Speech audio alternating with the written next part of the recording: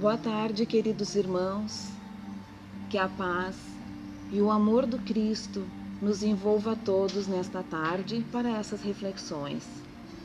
Para nossa harmonização, eu vou ler Sabedoria Todo Dia, de Lourival Lopes, que nos diz o seguinte para o dia de hoje.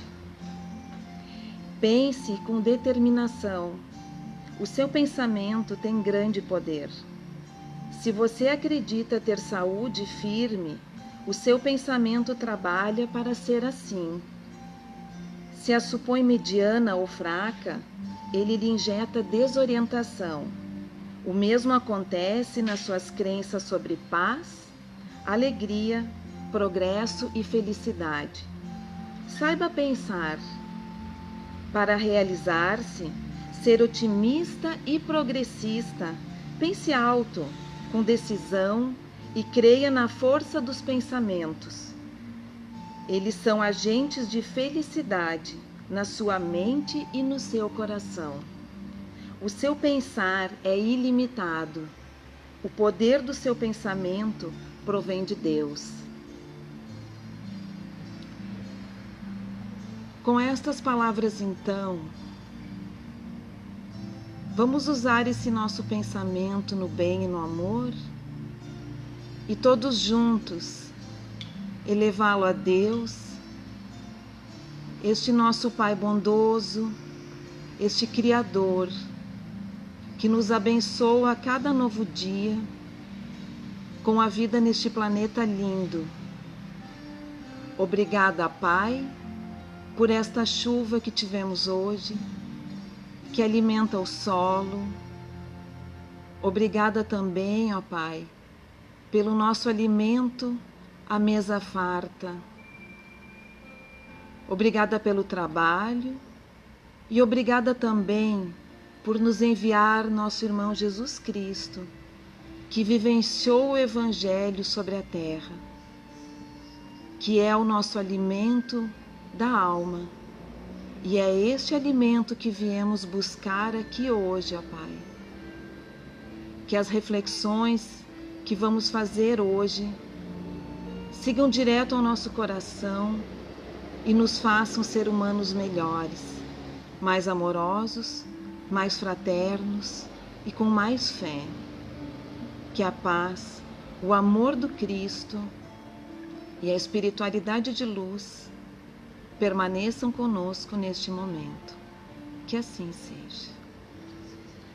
O nosso irmão Jorge vai nos falar hoje sobre os nossos compromissos com o planeta que nos abriga.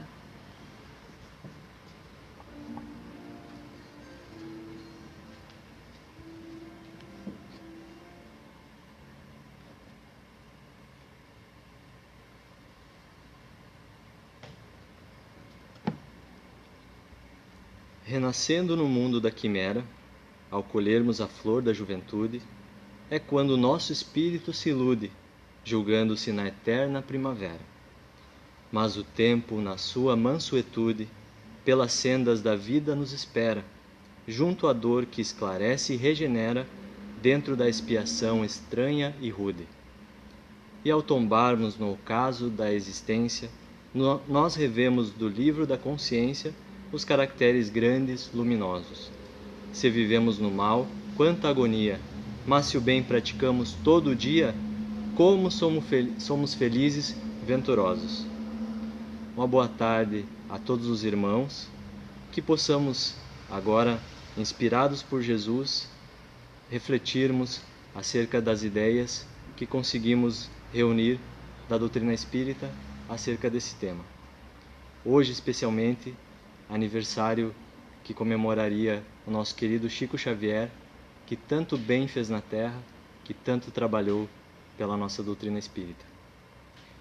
Quando falamos em compromisso, comprometimento, a ideia nos remete a obrigações assumidas, obrigações que podem decorrer de atos de livre vontade, inspirados pelo sentimento de gratidão ou pela consciência de dever, e até por uma cobrança íntima, por vergonha de agir em desacordo com o que é considerado correto pelo senso comum, reconhecendo que devemos algo à vida por tudo o que recebemos.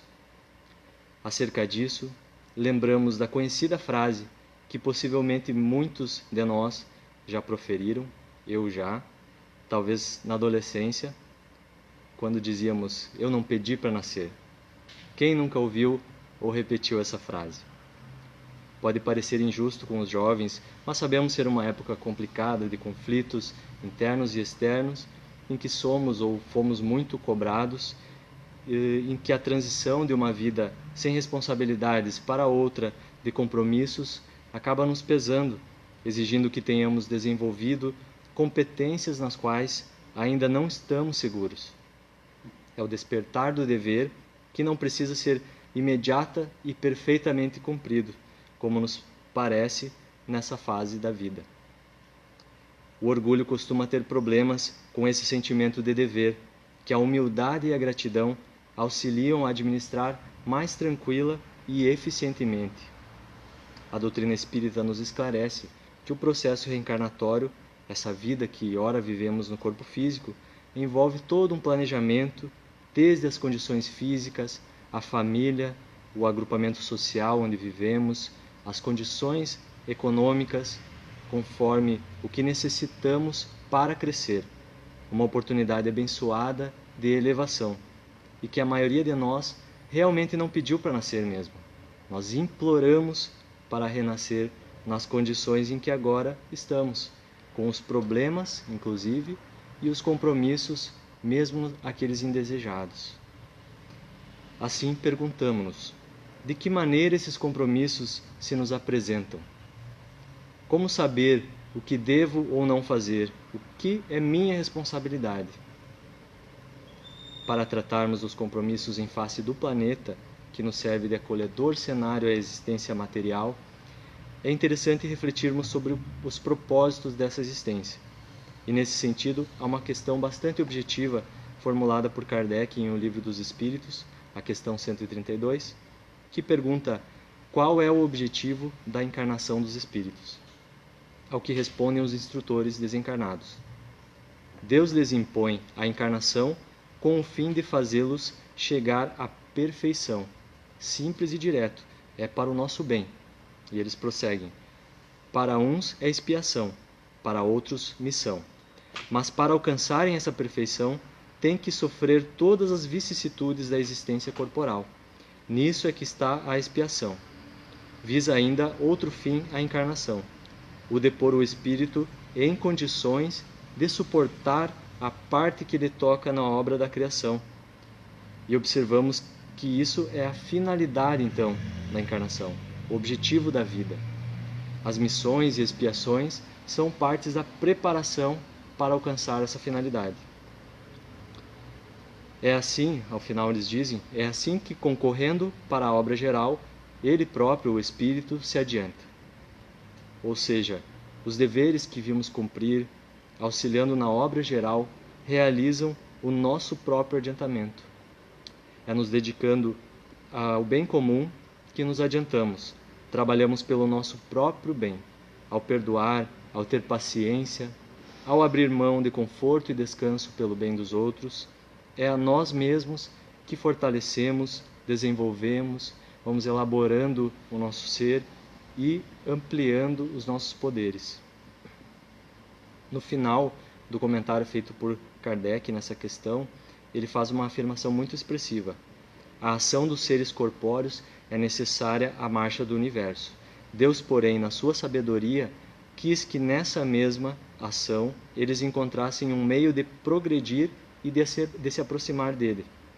Deste modo, por uma admirável lei da providência, tudo se encadeia, tudo é solidário na natureza. Então, a encarnação tem por objetivo para nós o aperfeiçoamento.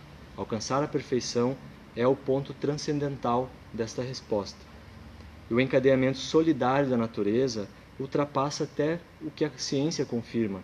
A mesma solidariedade que faz, por exemplo, algas marinhas produzirem o ar que nós respiramos, as bactérias renovarem os elementos nutrindo a terra para o cultivo do nosso alimento, funciona também em nível espiritual, em que tudo favorece o amparo e a evolução de cada ser espiritual. Importa saber que das experiências adquiridas no planeta aperfeiçoamento, o nosso progresso e a aproximação de cada um de nós a Deus, a nossa identificação com o Criador através da sintonia pelo agir dentro das leis divinas. E a seguir, afirmam os instrutores que a encarnação para uns é expiação e para outros missão, mas parece-nos serem formas de enfrentarmos a encarnação, ou seja, podemos sentir a vida material como uma expiação ou também como missão. Entendemos que a vida nos oferece essas duas oportunidades. Como expiação, auxilia-nos na purificação, na reparação dos erros, e como missão, ou seja, um encargo, uma incumbência, os deveres que recebemos, permitem-nos participar da vida, adquirindo e desenvolvendo as nossas aptidões, desenvolvendo capacidades. Se para uns é expiação e para outros missão, significa ser uma percepção íntima. Ao enfrentar um problema, posso me sentir vítima dele ou responsável por resolvê-lo, ou simplesmente suportá-lo quando não tenho a capacidade de resolver o problema. A aproximação da perfeição consiste na qualificação individual, na aquisição de valores espirituais, para o que os espíritos, na questão trazida, nos informam dois elementos: o meio pelo qual alcançamos esses valores e o fim para o qual os adquirimos, a finalidade por que adquirimos esses valores. O meio pelo qual alcançamos é suportando as vicissitudes da vida material, sofrendo-as, experimentando-as e, por vezes, resolvendo-as, quando possível. É a expiação que nos corrige e vem nos desenvolver.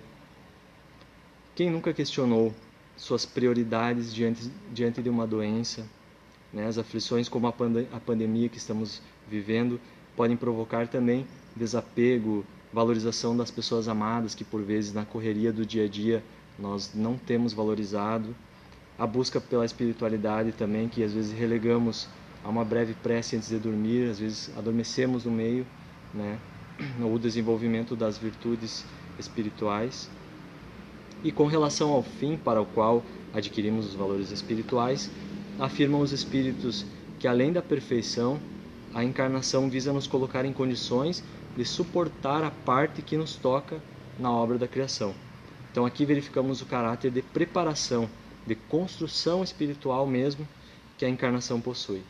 Através das vivências, vamos nos desenvolvendo, educando, condicionando espiritualmente a assumir uma posição na vida espiritual, uma parte da obra divina que nos será atribuída quando alcançarmos a capacidade para tanto.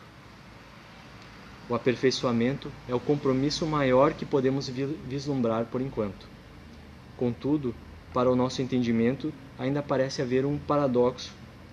Se queremos o nosso bem, devemos fazer o bem para os outros e suportar o mal que nos advém de fora.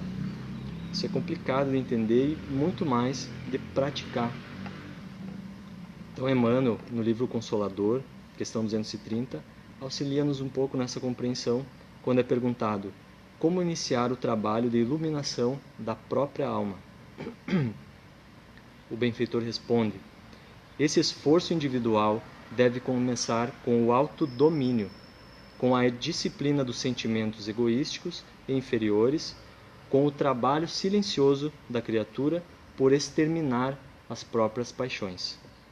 O conhecimento é a porta amiga que nos conduzirá aos raciocínios mais puros, porquanto, na reforma definitiva de nosso íntimo, é indispensável o golpe da ação própria, no sentido de modelarmos o nosso santuário interior na sagrada iluminação da vida. Maravilhosa explicação de Emmanuel, colocando aquelas vicissitudes da vida como verdadeiras alavancas a nos impulsionar o movimento de autoiluminação.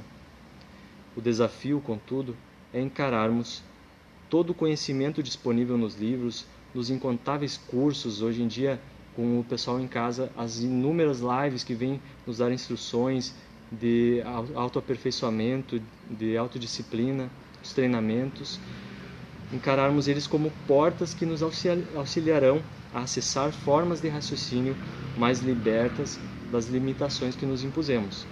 Mas somente a ação Somente com o nosso esforço de realização, com a prática também, poderemos nos iluminar.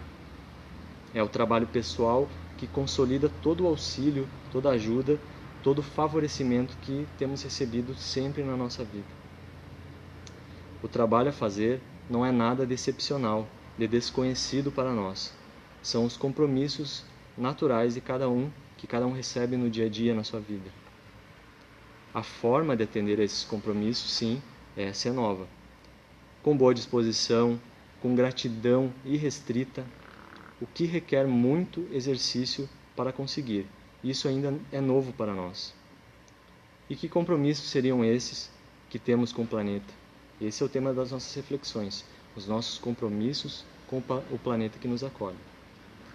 Podemos dizer que temos 3 tipos básicos de compromissos com o planeta que nos abriga. Entre os compromissos gerais de qualquer ser humano, situam-se os cuidados com o corpo e com a mente, a sobrevivência, o bom uso dos recursos de que dispõe, desde saúde, emprego, os bens materiais, e a interação equilibrada com o meio que o acolhe. Então, respeitando os direitos alheios, colaborando com o bem comum e consumindo com moderação e responsabilidade. Também é nosso dever. Isso é regra comum a todos. Em segundo lugar, entre os compromissos de coletividade, estão os característicos de cada agrupamento, o cumprimento das leis e a integração cultural, que varia muito de lugar para lugar e sem a qual não conseguimos proceder à interação moral que nos constrói, que nos exercita, que nos faz crescer. E nessa linha, citamos o que nos ensina um espírito protetor no item 10 do capítulo 17 do livro do Evangelho segundo o Espiritismo, que diz assim: Vivei com os homens da vossa época como devem viver os homens. Sacrificai as necessidades, mesmo as frivolidades do dia, mas sacrificai com um sentimento de pureza que as possa santificar. E logo adiante, segue: Sede joviais, sede ditosos, mas seja a vossa jovialidade a que provém de uma consciência limpa, seja a vossa aventura a do herdeiro do céu, que conta os dias que faltam para entrar na posse da sua herança. A vida não nos chama à terra para nos fazer viver alheios ao mundo. Mesmo nesses dias de confinamento, temos trocado opiniões, amparo, esperanças de maneira nunca antes vivida. Mas que vivamos não como os homens, mas como devem viver os homens, como é certo que vivam. Aliás, o símbolo do filho evoca a ideia daquele que se assemelha ao Pai, que no caso é Deus. E para ilustrar o que queremos expressar, mencionamos a encarnação de seres de luz como Cristo, que nasceu entre os judeus, alimentou-se e trabalhou como eles, dentro dos seus costumes, aliás, mas da maneira mais perfeita possível, para falar-lhes de verdades universais, que até hoje nós bebemos dessa fonte de conhecimento do Cristo, mas adotando aquela linguagem simples, limitada, de hábitos rudes e relações brutas. Na nossa sociedade civilizada, bem mais amável, pacífica e tolerante que aquela, é possível que consigamos também fazer isso. E por fim, o terceiro tipo de compromissos são os individuais, particulares, nos quais talvez se encontre a maior dificuldade em definir quais são nossas obrigações, exigindo que avaliemos as nossas capacidades de ação e colaboração e o nosso sentimento de dever perante o contexto em que fomos colocados. O que nos sentimos no dever de fazer? Deveremos refletir, então. Não prescindamos da prece, de buscar inspiração e vigiar os pensamentos para o êxito nessa tarefa, a de definir nossos compromissos. Porém, lembrando Emmanuel, somente na prática do bem, da caridade, a caridade que é o amor em ação, obteremos a visão clara, a dimensão dos nossos potenciais e compreenderemos o que devemos fazer. Não somos obrigados a fazer mais do que podemos, mas não é sentado em casa, assistindo TV, zapeando nas redes sociais, que vamos encontrar nosso caminho. Conforme o Evangelho segundo o Espiritismo, Jesus não se limita a recomendar a caridade, põe-na claramente e em termos explícitos como condição absoluta da felicidade futura. E sobre a caridade, o que se pode e deve fazer é diferente para cada um de nós. Podemos praticar a caridade no trabalho, em casa e até mesmo com estranhos.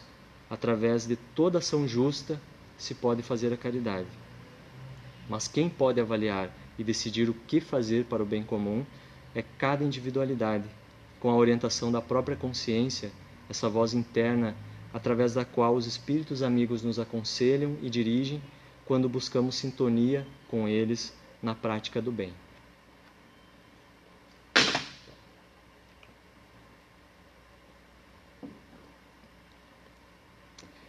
Há bordões bastante comuns no meio espírita que nos dizem: o acaso não existe, nada na vida é por acaso.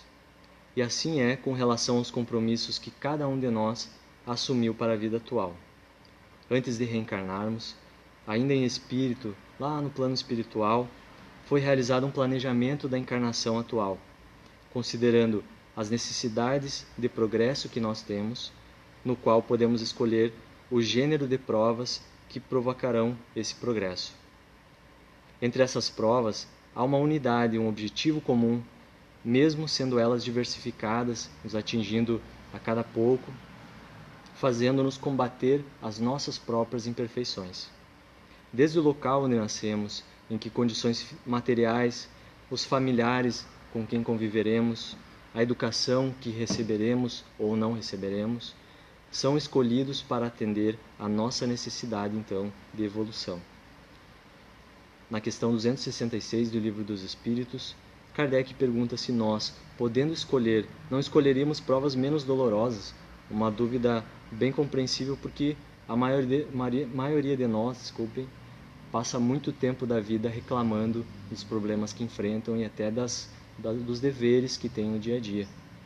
Mas eles nos explicam que quando estamos desligados da matéria, no período entre a morte de um corpo e o renascimento num outro corpo, cessam momentaneamente as nossas ilusões e pensamos diferente do que pensamos agora.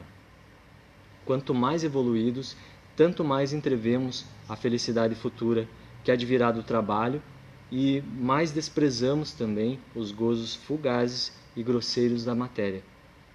Enquanto encarnados, em vida, como nós dissemos, é difícil compreender essa realidade, mas analisando a vida material como um dia de trabalho que é, na vida do espírito, em que enfrentamos os problemas para obter o que precisamos, tem lógica encarar as dificuldades dessa maneira, porque gastar energia e sacrificar o descanso e o lazer em benefício do trabalho a ser feito, certos de que depois desfrutaremos de recompensa justa e do repouso necessário, parece o mais coerente possível, né?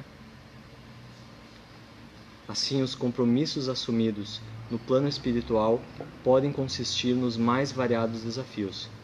Nascer em uma família mais culta ou mais ignorante, com condições financeiras ou até carentes, com o corpo físico em perfeito funcionamento, ou portador de doenças ou condições especiais de percepção ou mobilidade, a conquista de um emprego com boas condições ou muita dificuldade para conseguir o próprio sustento, uma vida cercada de pessoas queridas ou no meio de conflitos ou de perda de pessoas amadas.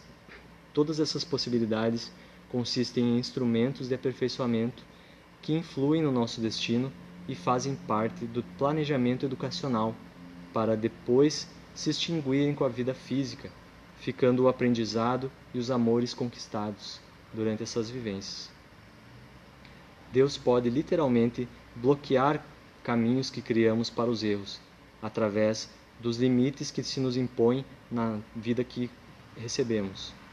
A nossa tendência é repetir os erros, pelo que precisamos de limites para evitá-los. Se utilizamos mal do dinheiro, podemos em outra existência viver a experiência de não dispor de valores monetários, como uma medida divina de nos desviar daquele caminho.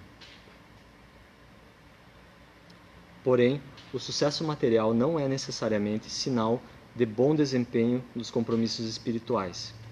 A pessoa que tem uma vida tranquila, para que ainda tudo dá certo, conquista o que quer e faz tudo conforme a sua vontade, Não dá provas, por isso, de estar vivendo de acordo com o seu planejamento.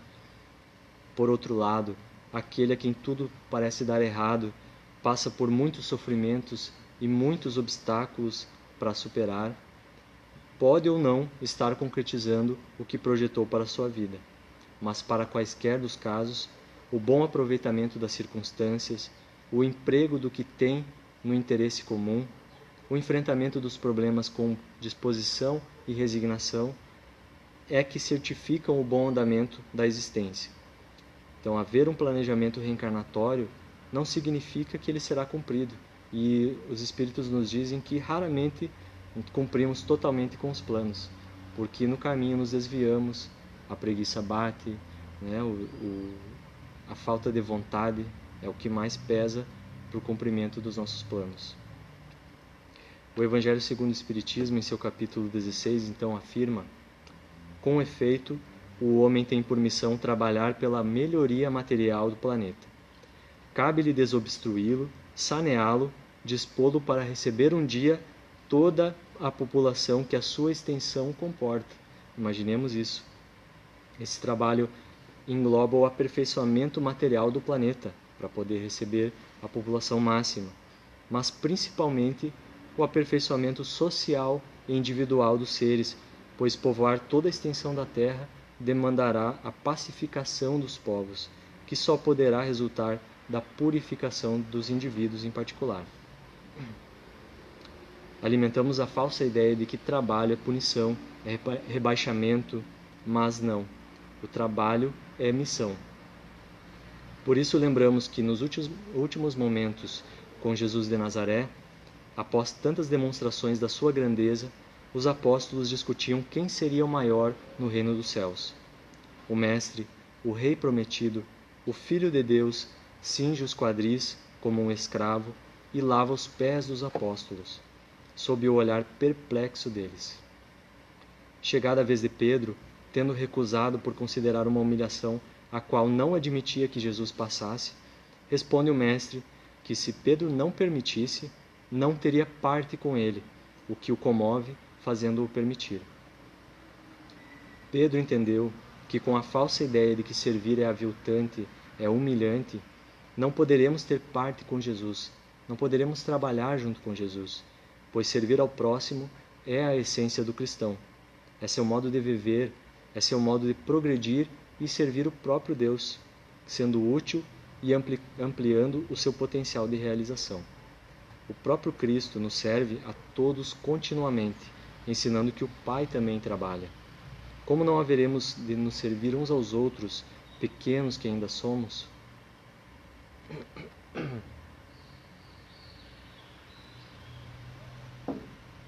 Concluindo as reflexões de hoje, verificamos que costumamos situar a vida no querer, enquanto deveríamos situar no fazer. O nosso querer é ainda muito infantil, egoísta, pouco sabe dos verdadeiros valores e do que nos conduz a eles. Não podemos exigir de nós mesmos a perfeição, mas sim a realização e até mesmo a superação dos limites próprios. Aconselha-nos São Vicente de Paulo na questão 888-A do Livro dos Espíritos. Amai-vos uns aos outros, eis toda a lei divina, mediante a qual governa Deus os mundos. Não esqueçais nunca que o Espírito, qualquer que seja o grau de seu adiantamento, sua situação como reencarnado ou na erraticidade, está sempre colocado entre um superior, que o guia e aperfeiçoa, e um inferior, para o qual tem que cumprir esses mesmos deveres. Sede, pois, caridosos, praticando não só a caridade que vos faz dar friamente o óbolo que tirais do bolso ao que vô-la ousa pedir, mas a que vos leve ao encontro das misérias ocultas. Sede indulgentes com os defeitos dos vossos semelhantes. Em vez de votardes desprezo à ignorância e ao vício, instruí os ignorantes e moralizai os viciados. Sede brandos e benevolentes para com tudo que vos seja inferior. Sede-o para com os seres mais ínfimos da criação e tereis obedecido à lei de Deus. Então poderemos dizer que assim teremos cumprido com o compromisso que assumimos com este planeta. Enfim, para cumprir com esses compromissos, basta não sermos omissos. A vida nos direciona, nos apresenta os rumos a seguir através dos obstáculos que coloca à nossa frente. Temos que ouvir mais a voz da consciência e nos dedicar a melhorar o que nos cerca. Aquilo que há para melhorar a nossa volta é o nosso compromisso, além das imperfeições que temos a vencer. O Espírito Clarencio, no livro Entre a Terra e o Céu, ensina-nos que cada consciência, à medida que se aperfeiçoa e se santifica, aprimora em si as qualidades do Pai Celestial, harmonizando-se gradativamente com a lei. Quanto mais elevada a percentagem dessas qualidades num espírito, mais amplo é o seu poder de cooperar na execução do plano divino. A responsabilidade é o princípio divino a que ninguém poderá fugir. Assumindo as responsabilidades simples da vida, segundo as leis morais que conhecemos, gradativamente ampliaremos as qualidades e o poder para cumprir com a nossa missão na Terra. Então, eu agradeço a todos que nos acompanharam, desejando uma semana com mais fé, com mais esperança, que superaremos esses momentos difíceis do nosso planeta. Uma boa tarde.